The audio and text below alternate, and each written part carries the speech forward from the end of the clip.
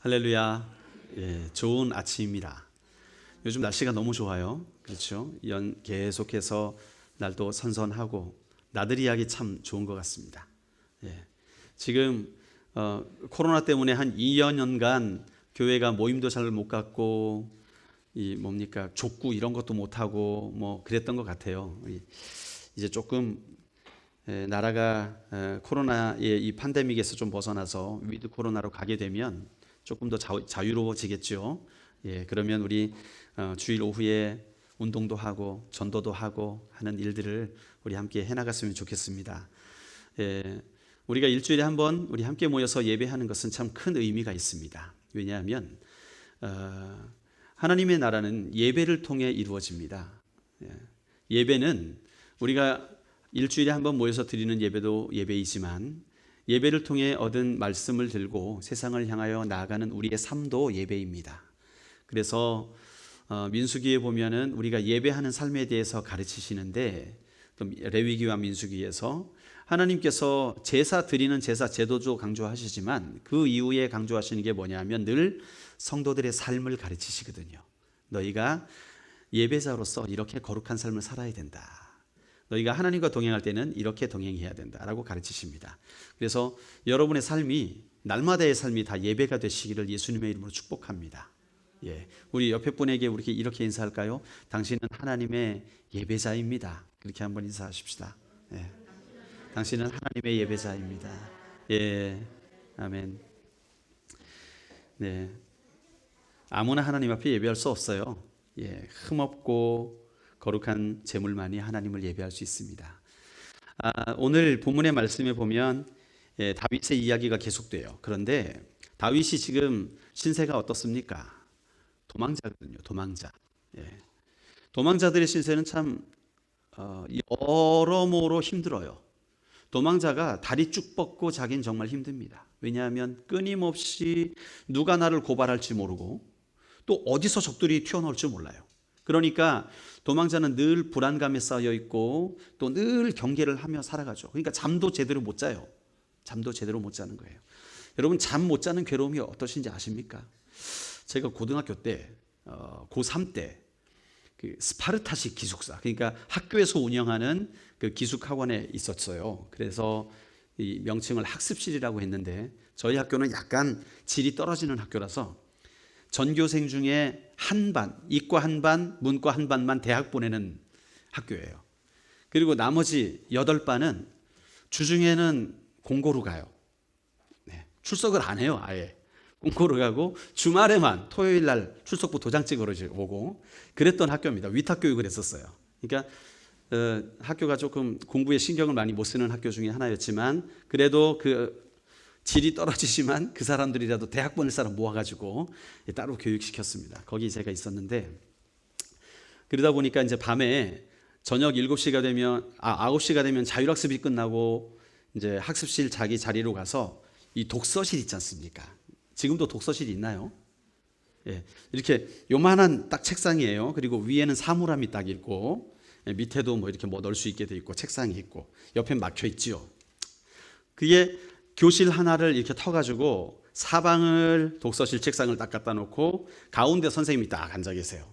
뭐 하실까요? 좋나 안 좋나 공부하라 안 하나 감독하는데 이 선생님이요. 지금 장로님이신데 조는 걸 그렇게 잘 잡아내세요. 조는 거를. 그래서 9시부터 밤 12시까지 자율학습 3시간을 하는데 왜 안 졸리겠어요? 그렇죠? 여기서 꽉 막힌 데서 멍하니 앉아있으면 내가 이 땅에 있는지 하늘에 있는지 모를 정도로 멍합니다. 그러면 딱 잡아가지고 벌금 1,000원씩이에요. 용돈 받은 거 5번만 졸면 다 나가는 거예요. 한 달치 용돈이. 그러니까 이 조는 게 아주 그냥 어마어마하게 긴장되는 거죠. 그러다 보니까 조는데 도 같습니다. 어떻게 조느냐? 사전을 쌓아요. 배 앞에다가 사전을 딱 쌓아가지고 안 보이게 턱을 딱 고입니다. 그래가지고 딱 고개를 숙이면서 이게 또 그냥 졸면은 걸려요. 예, 고개가 안 떨어진다고 안 걸리는 게 아니라 좀 가끔 움직여야 되거든요. 연필을 들고 가끔 떨어줘야 됩니다. 턱은 고여놓고 떠는 거예요. 이렇게. 그러면 이제 안 걸리는 거예요. 그런데 이것도 어느 정도 살짝 졸릴 때 얘기지, 나중에 넘어가다가 후닥닥하게 되면 나와. 그래서 참, 그러니까 이 잠을 제대로 못 자니까 스트레스 많이 받더라고요. 이것도 내가 원해서 공부하는 게 돼야 되는데 막 스파르타식으로 억지로 시키는 거니까 그런 아픈 경험이 있습니다. 이게 자기가 이 뭔가에 쫓겨가지고 잠도 제대로 못 자면 아마 제 생각에는 다윗도 이만한 원형 탈모증이 걸렸을 것 같아요. 여기 이만하게 막 뻥뻥뻥뻥 뚫려가지고 얼마나 스트레스를 받았을까요? 그렇죠? 늘 도망하며 살아야 되니까. 다윗이 지금 이제 아둘람으로 갑니다. 아둘람에 도망갔을 때에 그 전에 놉 땅에 있었지 않습니까? 놉에 있을 때에 어떤 일이 있었어요? 다윗이 진설병도 얻어먹고 그다음에 골리앗의 칼도 챙기고 그래가지고 오니까 거기 있던 도액이라는 사람이 사울에게 쪼로록 달려가가지고 사울한테 그것을 다 이제 보고를 하죠. 그러니까 레위 사람들 다 모아가지고 우리 다윗 죽이러 가자. 그러니까 뭡니까 이게 어떻게 된 겁니까? 아무도 안 갈라 그러니까 이제 레위 사람들 군대를 모아가지고 아예 그 레위 제사장들을 다 불렀어요. 놉에서 제사장들 다 오라 그래가지고 어떻게 합니까? 막 이실 짓고 해. 그래가지고 다윗 도와줬다 그러니까 죽여버리라고 명령을 합니다. 그런데 아무도 안 죽여요. 제사장이니까. 그러니까 아니 아무도 죽일 사람이 없느냐 하니까 한 사람이 나섰는데 도액이 나서가지고 그 사람이 다 죽여버리게 되죠. 그래서 그날 죽인 사람들이 85명이었어요. 제사장들 85명, 그의 가족까지 다 죽여버립니다. 그런 어마어마한 일들이 이 다윗이 거쳐간 그 놉 땅에서 있었지요. 여러분, 다윗이 그 소식이 들렸겠습니까? 안 들렸겠습니까?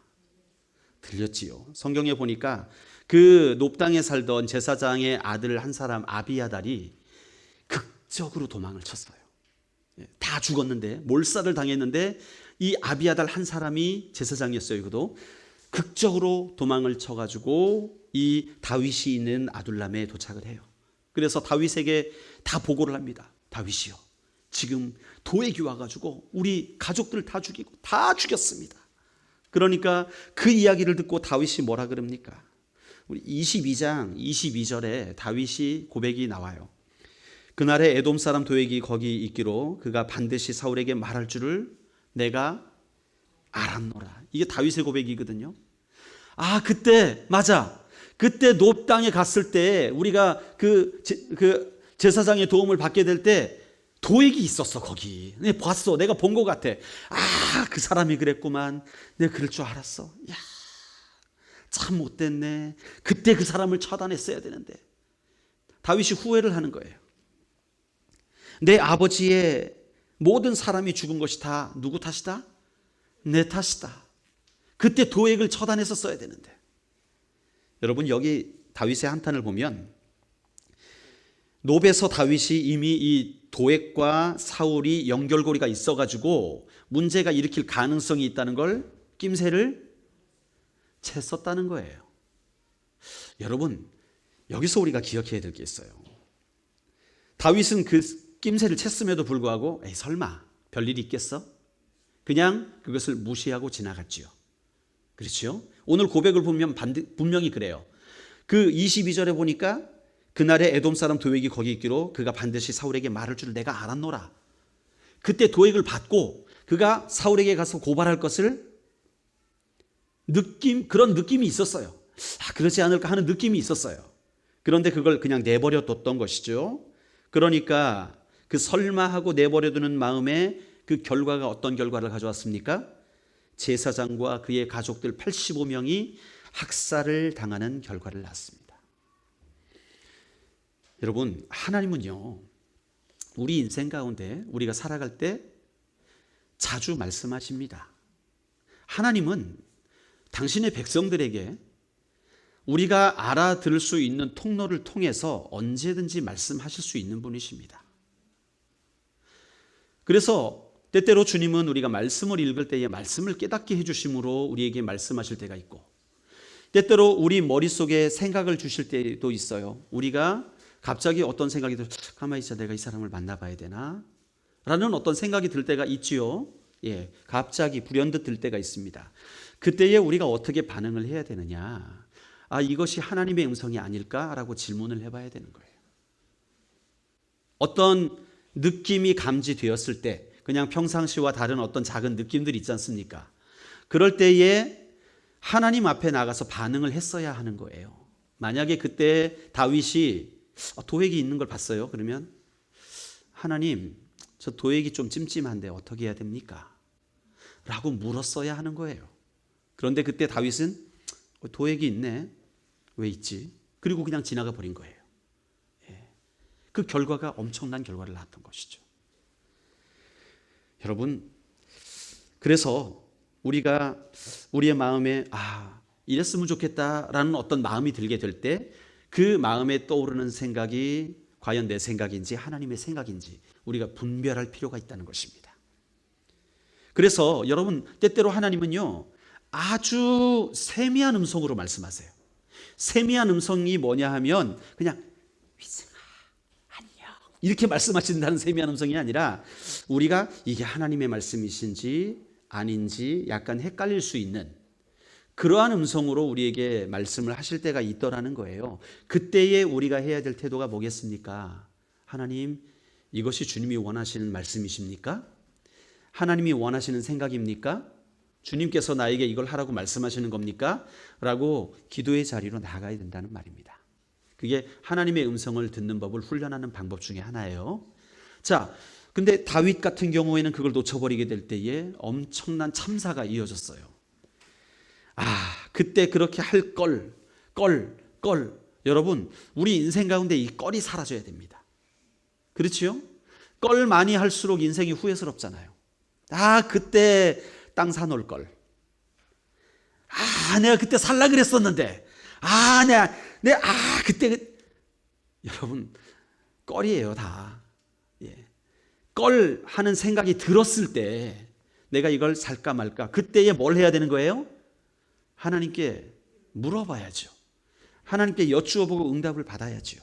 주님이 뭘 원하시는지를 알아서 그대로 순종하는 그 자세, 그 자세를 통해서 우리 인생의 껄을 줄여갈 수가 있습니다. 껄껄대는 걸 별로 좋아해서는 안 됩니다. 보통 부동산에 그런 생각을 많이 하죠. 저도 이제 미국에서 살면서 참 힘든 경우가 있었어요. 좀 편안한 때가 있었습니다. 편안한 때에 어떻게 회계사이신 목사님이 소개를 해주셔가지고 지금 집 살 때다. 왜냐하면 그때 집값이 폭락을 해버렸어요. 절반 이상으로 뚝 떨어져 버렸어요. 집값들이. 온 미국의 집값들이. 그래서 집 2채 이상 가진 사람들은 대부분 파산했습니다. 왜냐하면 집값은 떨어졌죠. 매월 내야 되는 돈은 똑같죠. 그러니까 다 파산을 해버렸어요. 그럴 때 이제 은행들이 집을 많이 가지고 있어요. 제가 집을 10만 원 주고 샀다고 얘기했지 않습니까? 말씀 안 드렸나요? 그 디파짓 다운페이라고 하는데 그 론을 받기 위해서 모기지를 받기 위해서 돈을 이렇게 집값을 내는 돈을 다운페이라고 합니다. 처음에 내는 돈. 그 돈을 내야 빌릴 수 있어요. 모기지를 빌릴 수가 있어요. 그런데 그 당시만 해도 원래는 일반적으로는 30%를 내야 됩니다. 집값에 30%면 1억이면 얼마입니까? 3천만 원을 내야 되고 4억이면은 1억 2천을 내야 되고 이 목돈이 있어야 집을 살 수가 있는 건데 그 당시는 거의 집 가진 사람들이 다 파산해가지고 빨리 집 좀 가져가라. 은행들이 집 가지고 있어 봐야 뭐예요? 돈이 안 되는데 빨리 사가야 되는 거 아니에요? 론을 해가지고 빌려가야 빨리 사야 은행이 돈을 버니까 싸게 막 처분을 그렇게 한 거예요. 제가 그 기회를 타가지고 10만 원 내고 집을 샀어요. 집을 사버렸어요. 집도 미국은 기본적으로 큽니다. 주차장 집안에 주차장이 있거든요. 그 집안에 주차장 빼고 한 80평 되는 집이었습니다. 70몇 평 돼요. 우아하죠? 다 그만해요. 동네 사람들 다 그만하게 삽니다. 그런데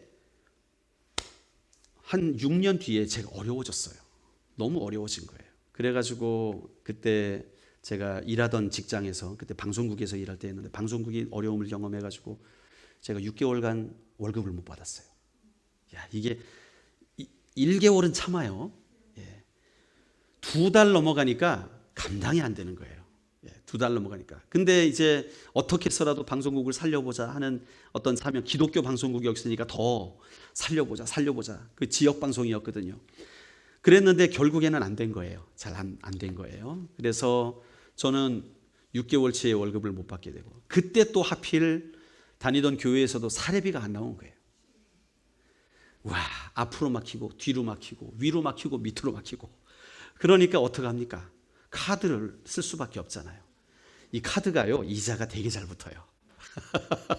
이자가 1년만 지나면 그냥 2배가 돼버린다. 거의 확 붙어요. 그러니까 제가 아무리 벌어도 갚을 수 없는 빚이 생겨버린 거예요. 그런데 집값이 올랐습니다. 2배로 올랐어요. 그러니까 그게 제가 10만 불을 주고 산 건데, 10만 불이면 1억 2천 정도 되는 거거든요. 거기서 이제 10만 원 집어넣고 매달 낸 돈이 한 90만 원 정도 냈습니다. 매달. 굉장히 싸게 낸 거예요. 매달 90만 원 내면.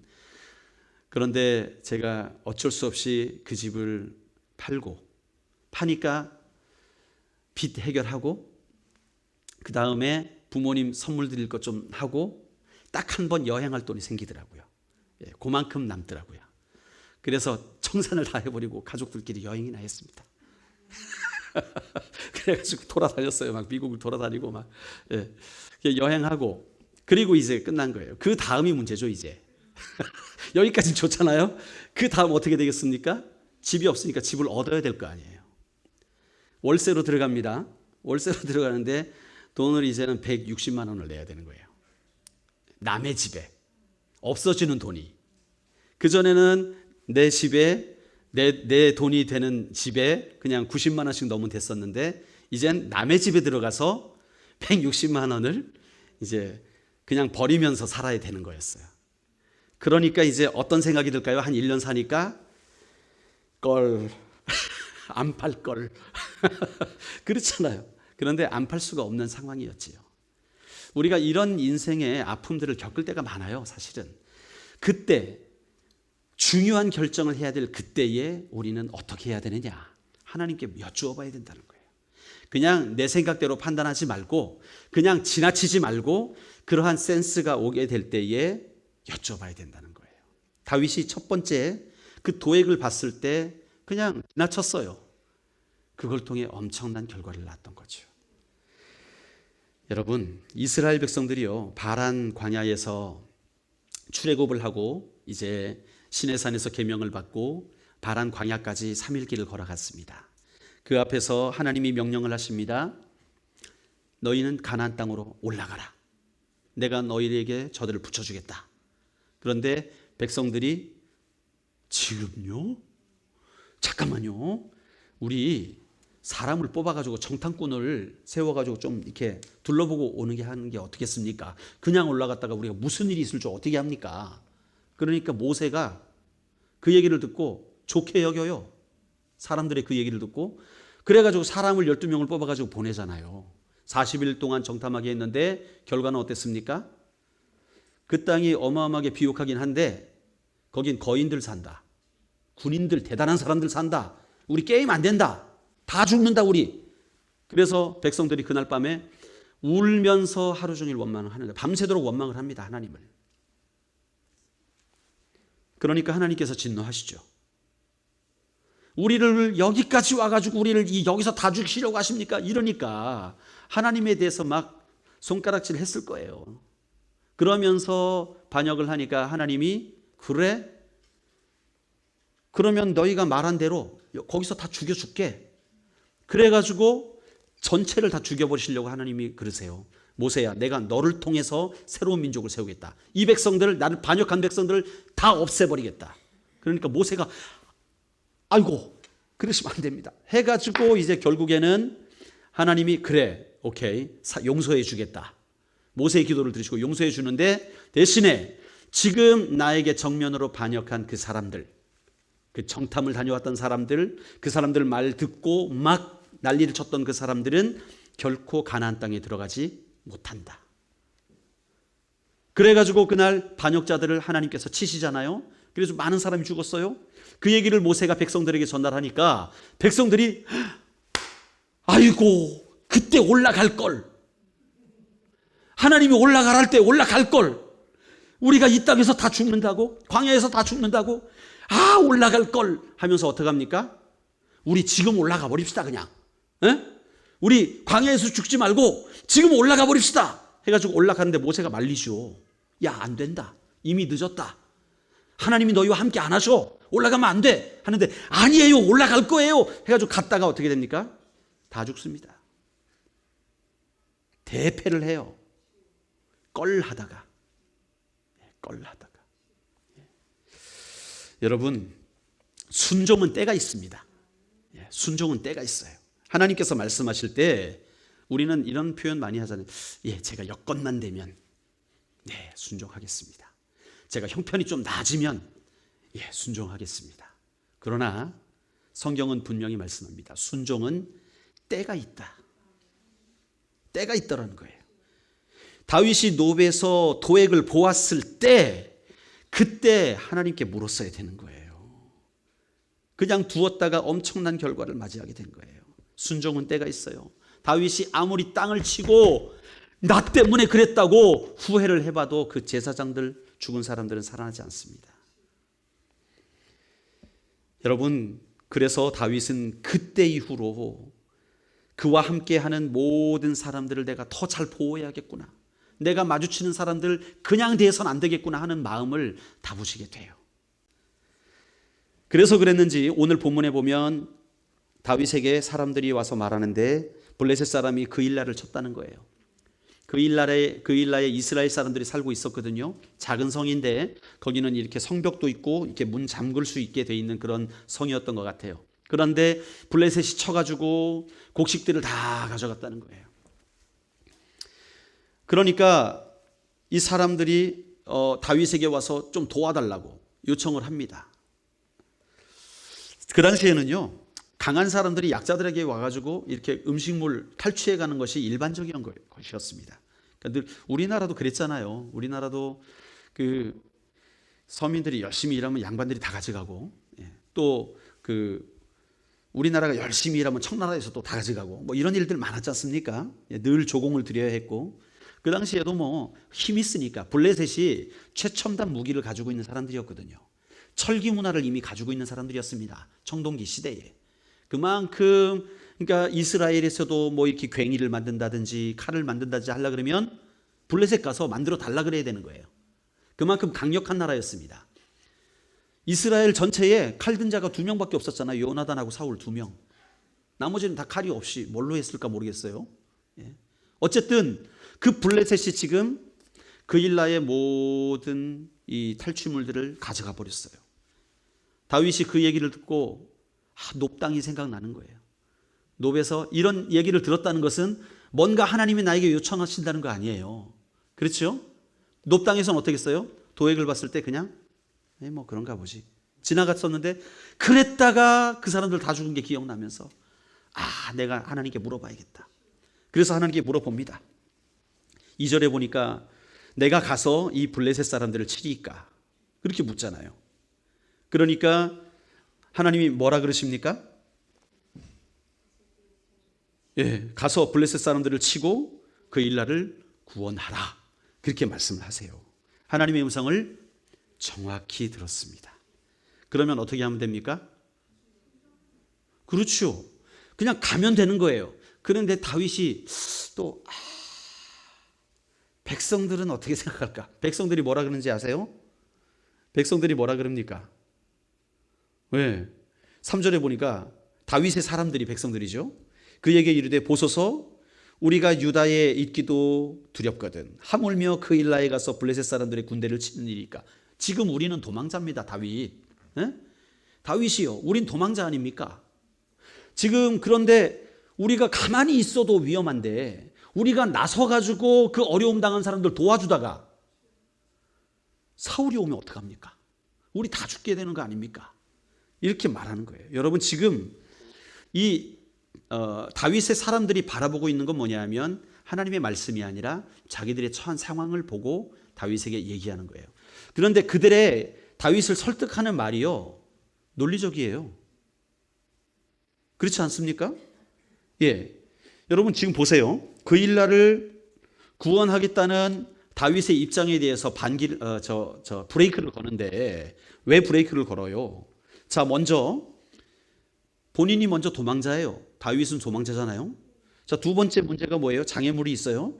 책임져야 할 400명도 있어요. 그리고 또 그일라를 침공한 블레셋과의 전쟁에서 승리할 수 있다는 확신이 있어요? 보장이 있어요? 없어요. 무기도 딸려요. 인원도 딸려요. 그 다음에 그렇게 소란을 피우면 누가 알게 돼요? 사울이 알게 돼요. 그러면 사울의 군대가 와서 칠 수도 있다는 거예요. 지금 다윗은 여러 가지로 불리한 조건 상황, 그런 것 가운데 있는 거예요. 여러분, 이 모든 장애물 앞에서 다윗이 취한 행동이 무엇입니까? 4절 말씀이죠. 다윗이 여호와께 묻자온데, 또다시 묻습니다. 자, 다윗이 한 번 하나님께 물으니까 그들이 가라 그렇게 말씀하셨어요. 그런데 백성들이 반대할 때에 다윗은 또 어떻게 합니까? 또다시 하나님 앞에 나가는 거예요. 나가서 여쭙니다. 그러니까 여호와께서 대답하십니다. 뭐라 그럽니까? 일어나 그일라로 내려가라. 내가 블레셋 사람들을 내 손에 넘기리라. 하나님께서 다윗에게 확신을 주십니다. 하나님의 음성을 정확하게 듣기 원했기 때문에 하나님은 정확하게 말씀을 하십니다. 다윗은 사람들의 의견을 가지고 여호와께 다시 물었는데 하나님은 또다시 정확하게 내려가라. 내가 너에게 붙여주겠다. 그렇게 응답하시는 거예요. 그 말을 듣고 다윗은 어떻게 합니까? 즉시 순종을 하게 됩니다.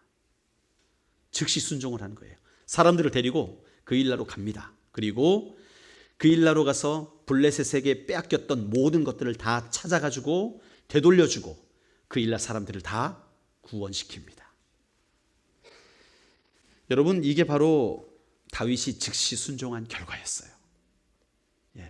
지금 다윗은 아주 짧은 순간에 여호와께 묻지 않았던 결과를 맛보았고 또 여호와께 물어서 순종하게 될 때에 또 다른 결과를 맛보았습니다. 여러분, 여기서 우리가 교훈을 얻을 수 있지 않겠습니까? 우리는요, 많은 상황 가운데서 무언가를 결정해야 될 때가 있습니다. 그런데 그때에 주저주저하고 나름대로 내 상식과 나름대로의 어떤 의견을 따라가다가 실패를 경험할 때가 있더라는 거예요. 여러분, 우리가 이 본문의 말씀을 통해 분명히 붙잡읍시다. 내게 어떤 문제가 발생하게 될 때 먼저 기도로 나아가자. 그 순간에 내 상식을 바탕으로 그냥 대충 생각해서 잠깐만 머리를 굴려보자. 어느 게 유리할까? 계산하지 말고 상식대로 그냥 바로 해버리지 말고 잠깐 멈추어서 한번 여호와 하나님께 여쭤보라는 거예요. 지금 다윗은 하나님께 여쭤보는 걸 택했습니다. 그런데도 사람들이 반대했어요. 그래도 또다시 그 의견을 다시 가지고 하나님께 또 여쭤봅니다.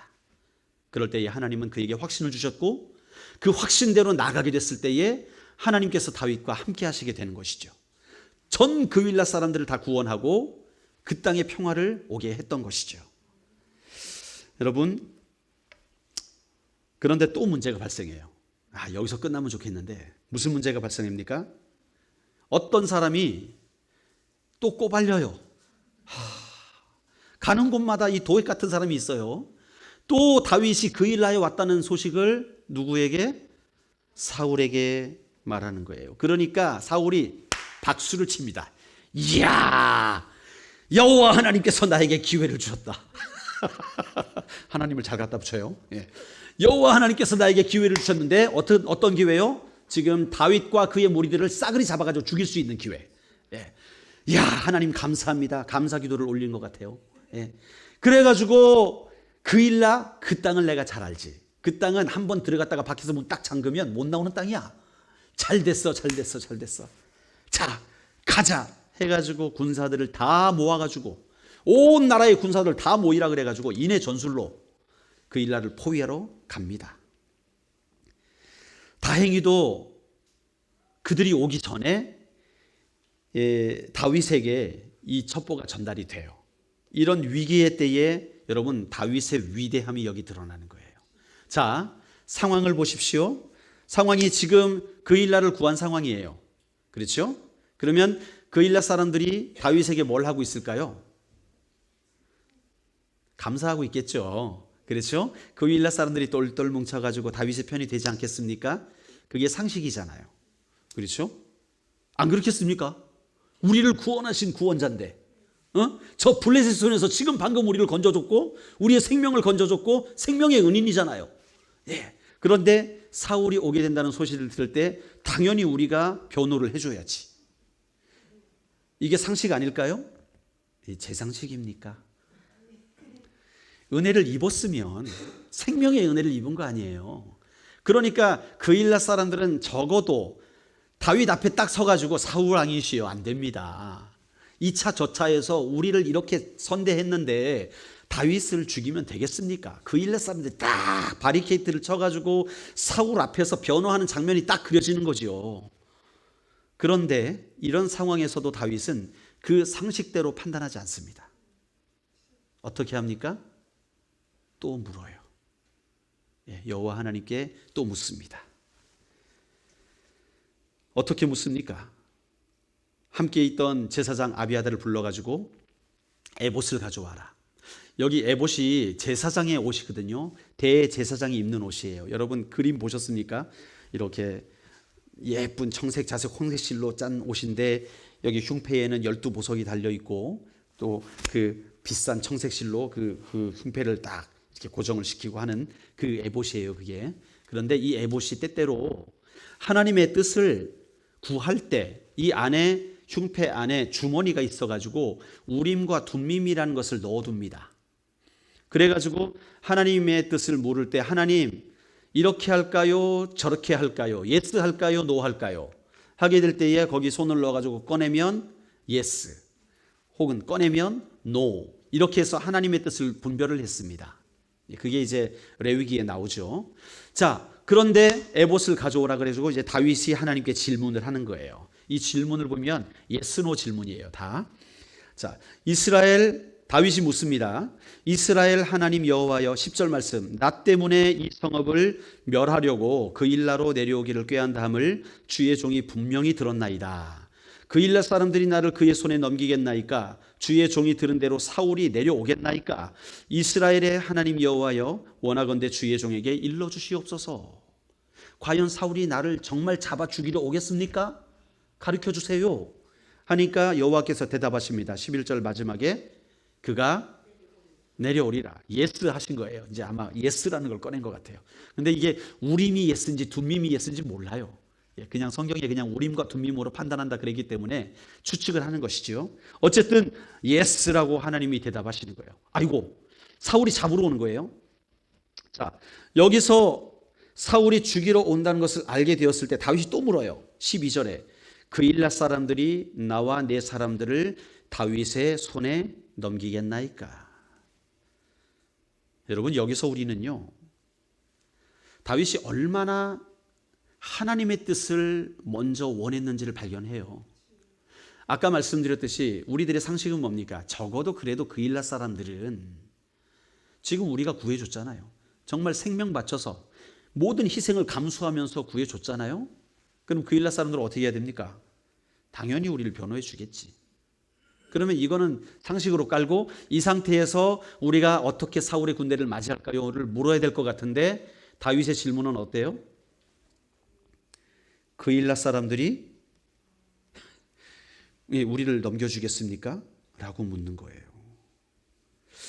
여러분 참 어떻게 보면 가슴 아픈 질문이죠. 가슴 아픈 질문이에요. 그런데 하나님의 대답이 더 가슴 아픕니다. 뭐라 그럽니까? 넘겨준다는 거예요. 이게 무슨 코미디도 아니고. 제가 그 옛날에 보았던 코미디 중에 하나가 있어요. 의사인데 위급한 환자가 둘이 있습니다. 그 양 누구죠? 양세찬인가? 라고 하는 사람이 의사로 나온. 그런데 이 사람을 살려야 돼요. 막 살리려고 그러는데 이쪽이 급해요, 더. 그런데 저쪽 환자의 보호자가 탁 나왔는데 보호자가 예뻐요. 그러니까 이쪽 살려! 하면서 막 이쪽으로 해서 막 살리는 거예요. 그런데 그 다음에 이쪽 커튼이 열리면서 이쪽 사람의 보호자가 탁 여는데 이 사람들이 총을 들고 있어요. 그러니까 또 다시 이쪽 살려! 막 하면서, 예, 이거 줏대가 없는 거죠. 예, 의사로서 그냥 자기가 처한 상황에 그대로 그냥 반응을 하면 나가는 걸 좀 이렇게 아주 거칠게 표현한 코미디인데, 지금 그 일라 사람들이요, 자기들이 헐벗었을 때 힘들 때는 다윗 도와주세요 하다가 사울이 다윗 죽이러 온다 그러니까 다윗 여기 있습니다 이런다는 거예요. 지금 다윗의 입장이 애매해지는 거죠. 그러면 그렇죠? 자, 이것을 다윗이 어떻게 알게 되었어요? 여호와께 물었기 때문에. 여기서 우리가 다윗의 위대함을 발견하는 거예요. 상식적으로 그들이 그러겠어? 그냥 이러고 지나갈 수도 있지만 그는 하나님 앞에 정확히 확인하고 넘어갑니다. 사울이 내려옵니까? 그러면 그 일라 사람들이 우리를 사울에게 넘겨주겠습니까? 넘겨준다. 그러면 어떻게 해야 되는가? 떠나야죠. 빨리 떠나야죠. 그래서 다윗이 빨리 떠나가게 됩니다. 결국에는 어떻게 됩니까? 즉시 떠난 거예요. 그 하나님의 음성을 듣자마자 600명을 데리고 떠나갑니다. 그 일라 가가지고 200명이 불었어요. 원래 400명이었거든요. 블레셋 사람들 그 일라 사람들 다 구해주고 200명이 불었어요. 그래가지고 그 600명이 그 일라를 떠나서 도망가 버립니다. 그렇게 될 때에 사울이 어떻게 해요? 그 일라에서 떠나갔다는 소식을 듣고 그 일라로 가는 것을 포기를 하고 멈추죠. 그 일라 사람들은 안전하게 살아갈 수 있게 된 것이죠. 여러분, 이 한 번의 다윗의 판단이 어떤 결과를 낳았습니까? 만약에 다윗이 그냥 상식대로 그 일라 사람들이 보호해 줄 거야. 여러분, 사울이 오면 좀 앞에서 우리 다윗이 이렇게 살려줬으니까 좋은 말 좀 해가지고 우리 평화를 누리자고 그렇게 합시다. 그렇게 말할 수 서로 있을 거예요. 만약에 그렇게 했다? 그러면 어떻게 됐을까요? 사울이 어떤 사람인데요? 제사장까지 다 잡아 죽였지 않습니까? 그런데 그 일라 사람들은요, 저 이스라엘 제일 블레셋 근처 변방에 조그만 시골 마을의 성인데 거기 뭐 신경 쓰겠습니까? 있으나 마나 그 일라가 그렇게 아픔을 겪고 있는데 사울 가볼 생각도 안 했었어요. 사울에겐 그 소식이 안 들렸겠습니까? 신경도 안 쓰는 그런 동네였어요.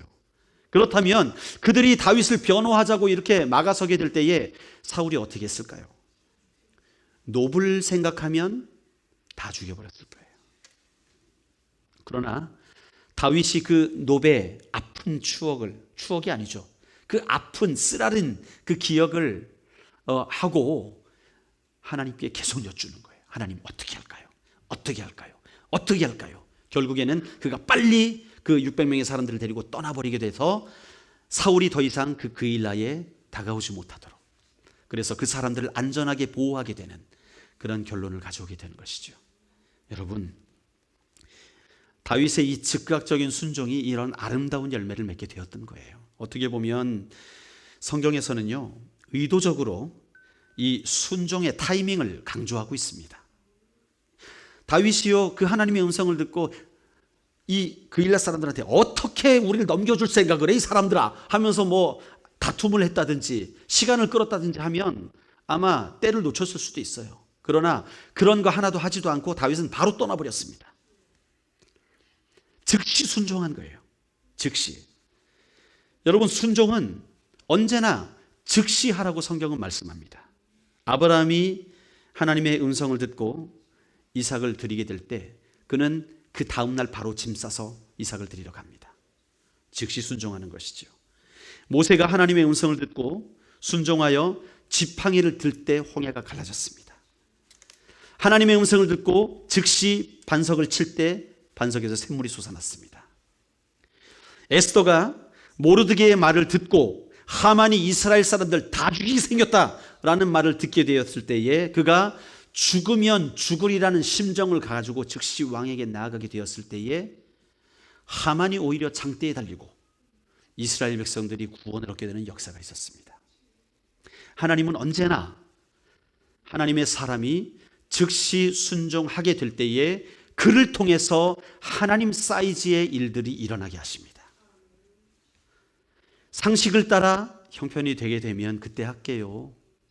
우리의 경험을 따라서 예, 지금 하면 좋긴 한데 아직은 내가 안 될 것 같고요. 조금 나중에 기다렸다가 하겠습니다. 제가 안 한다는 말이 아닙니다. 예, 꼭 하긴 하는데 조금만 기다려 주십시오. 여러분, 그런데 순종은 때가 있다는 거예요. 그 때를 놓치지 말라는 거예요. 오늘 제목이 뭡니까?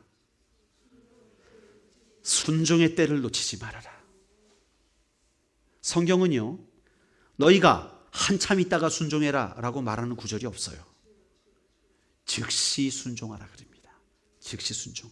그 순종의 타이밍을 놓치면 안 된다는 거예요. 여러분, 민수기의 이스라엘 백성들 조금 템포 늦게 올라간다 그랬다가 다 망했지 않습니까?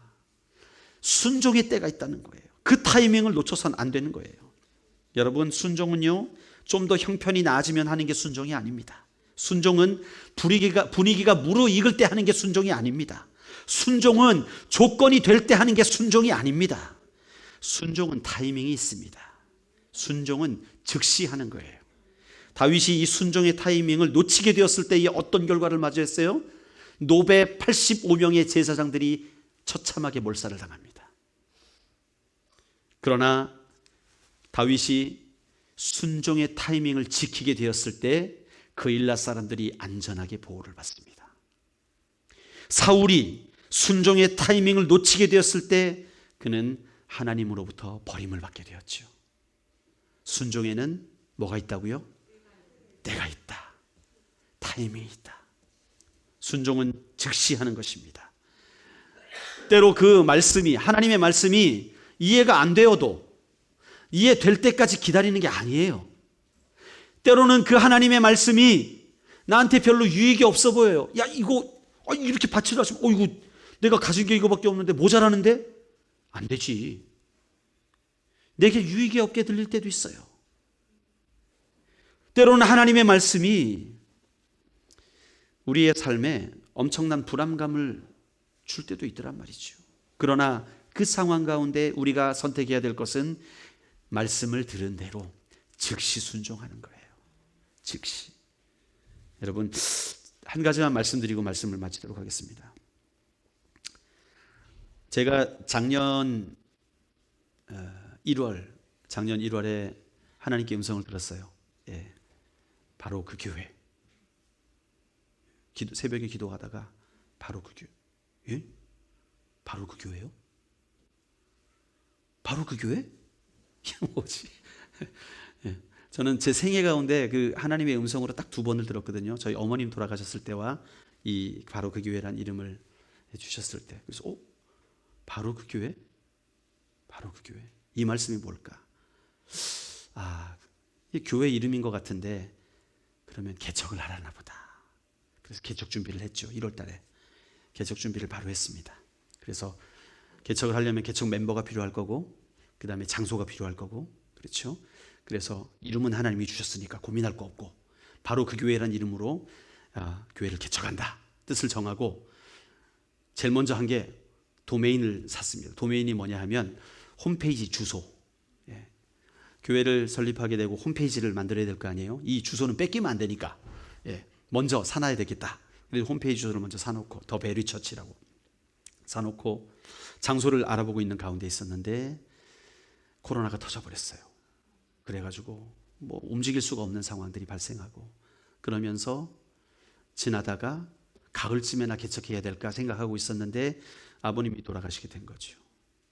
그 상황 속에서 장례식엔 참석 못했지만 제가 인사를 드리기 위해서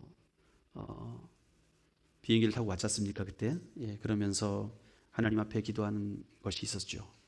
하나님, 그때 저는 제 마음으로 이미 개척 준비가 거의 돼 있기 때문에, 장소만 정하면 되어 있기 때문에 그게 흔들림이 없었어요. 그럼에도 불구하고 제가 비행기를 타고 오면서 들었던 마음의 생각이 있었습니다. 뭐냐 하면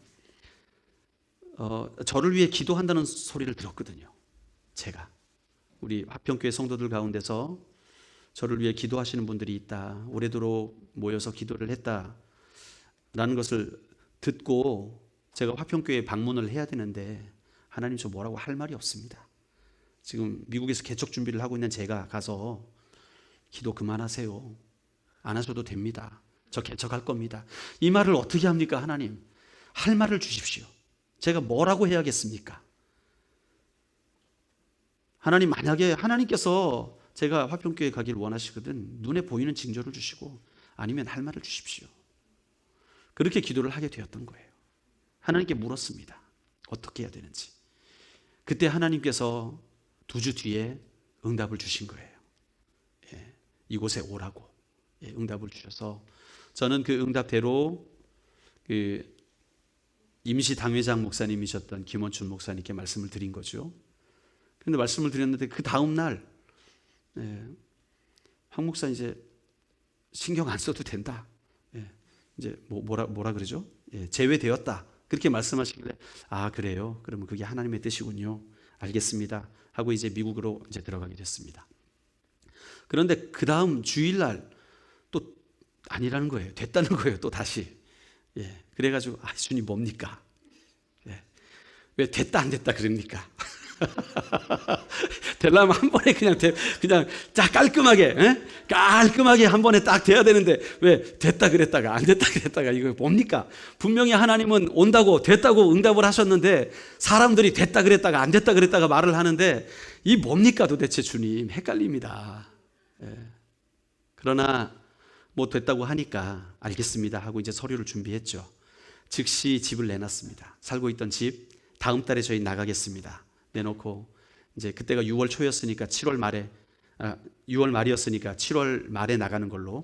그래서 있던 것 뭐 다 내놨어요. 거라지 세일로. 그때 뭐 진짜 아까운 베이스 기타 좋은 거 그래서 아주 싸게 팔고 4,000불짜리 400불에 팔고 막 이래가지고 다 팔았습니다. 공구들도 다 팔고 다 비웠어요. 다 팔고 이제 7월 말에 가면 되겠구나 했는데 서류가 안 나와요.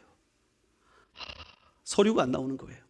그래가지고 서류가 별거 아니거든요. 제가 미국에서 범죄 기록이 없다, 그걸 증명하는 그 FBI에서 범죄 기록 증명서를 그 워싱턴의 법원에서 도장 하나만 받아오면 되는 거예요. 사실 증명서죠. 그 딱 받아가지고 영사관에 제출하면 되는데 그러면 바로 나와요. 한 2주 안에. 그런데 이 텍사스로 범죄 기록 증명서를 신청해 놓은 게 안 오는 거예요. 전화해봐도 그냥 기다리래요. 접수됐으니까. 왜 안 나오냐? 코로나 때문에 좀 많이 쉰다. 한 달이 지나고 2달이 지나고 3달이 지나고 4달이 지나고 5달이 지나고 11월 말에 나왔습니다. 11월 말에. 주여, 그때까지 여러분들, 하나님께서 여러분들을 사랑하셔서 여러분들 기도를 지키시려고 저녁마다 모여가지고 저를 위해 기도해 주시고 하나님께서 정말 우리 화평교회가 기도로 준비된 교회로 준비시키기 위해서 한 달도 아니고 몇 달씩을 기다리게 하신 거예요. 저는 나올 수도 없고 서류가 없이 나왔다가는 3개월 뒤에 들어가야 돼요 다시. 그러니까 나올 수가 없는 거예요. 그 모든 상황 가운데 이게 하나님이 하신 일이었구나. 저는 그래가지고 지금 그 6달 동안 반지하로 들어가가지고 지금도 반지하에 살고 있어요. 미국에서 우리 가족들은. 그 좋은 뼈 잘 드는 2층 집에 살다가 지금 반지하로 들어가가지고 그 생활이 지금 계속되고 있습니다. 그러나 하나님께서 저는 가장 선한 길로 인도하신다는 사실을 알고 있기 때문에 하나님의 음성이 떨어지면 즉시 행동하는 거예요. 즉시. 바로 가라 그랬으면 알겠습니다 정리하고, 나가라 그러면 알겠습니다 또 나오는 거고, 상황이 어떻든지 상관없이 저는 지금 제가 기러기 아빠로 지금 이렇게 있지만 날개가 보이십니까? 안 보이십니까? 그러나 하나님께서 우리 교회를 그리고 저를 가장 좋은 곳으로 인도하고 계신다는 확신을 가지고 있습니다. 예. 왜냐하면 저는 하나님께 묻고 그대로 했기 때문에 하나님께서 우리를 가장 선한 길로 인도하신다는 거예요. 가장 좋은 조건으로 인도하신다는 거예요. 그 결과를 우리가 책임질 필요가 없다는 거예요. 하나님이 책임지신다는 겁니다. 그렇기 때문에 여러분, 우리에게 음성이 들려지면, 우리에게 하나님께서 뭐라고 말씀하시면, 하나님이 어떤 생각을 주시면 확실하지 않으면 어떻게 돼야 돼요? 물어야죠.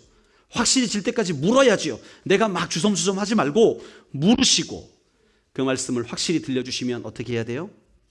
즉시 순종하는 겁니다. 즉시 하는 거예요. 뭐 기다리고 앉았고 누가 도와주길 가만히 기다리고 이런 아닙니다. 상황이 되든 안 되든 즉시 순종하는 것입니다. 우리는요, 우리의 이성으로 계산하고 하다가 사람들 다 죽인다니까요.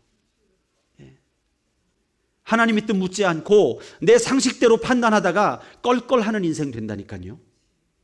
여러분의 인생이 하나님 사이즈의 일들을 감당해 나가는 인생들이 되시기를 예수님의 이름으로 축원합니다. 아무나 그럴 수 없습니다. 하나님 사이즈의 일들을 행하는 사람이 되려면 듣고 즉시 순종하는 자가 되어야 돼요. 듣고 안 들으면 안 되죠. 들어야 순종할 수 있잖아요. 듣고 잘 못 들었으면 묻고, 그래서 확실해졌으면 즉시 순종하는 것, 그것이 우리의 인생을 상식적인 수준이 아닌 하나님 사이즈의 인생으로 변화시킬 줄로 믿습니다. 여러분 다 그러길 원하시죠? 예, 그러면 훈련하십시오. 하나님의 음성 듣는 걸 훈련하시고, 하나님께 묻는 훈련을 하시고, 또 음성을 깨닫게 될 때 아침에 큐티했는데 야, 너 용서치 못했지, 용서해라. 그러면 즉시 용서할 사람이 누굽니까? 기도해가지고 찾아가지고 가서 용서하시고, 나눠줘라 그러면 하나님 누구한테 줘야 됩니까? 누구를 만나야 됩니까? 기도해가지고 즉시 순종하시고. 그래서 여러분 정말 여러분의 삶을 통해서 하나님 사이즈의 일들이 일어나게 되는 놀라운 축복을 누리시기를 바랍니다. 우리 함께 결단의 기도로 나아가시다. 여러분, 순종은 그냥 되는 게 아닙니다. 먼저 하나님 앞에 낮은 자세로 엎드리는 자가 순종할 수 있는 거예요. 여러분의 인생의 문제 앞에서 상식을 사용하지 말고, 경험을 사용하지 말고 먼저 하나님께 물으시길 바랍니다. 내가 인생의 기로에 서 있게 될 때에 나의 판단을 먼저 생각하지 말고 하나님의 뜻을 구하심으로 하나님의 뜻을 발견하세요. 그리고 발견했다면 그 뜻 앞에 즉시 순종하시기를 바랍니다. 하나님, 내가 주의 음성 앞에 즉시 순종하는 인생이 되길 원합니다.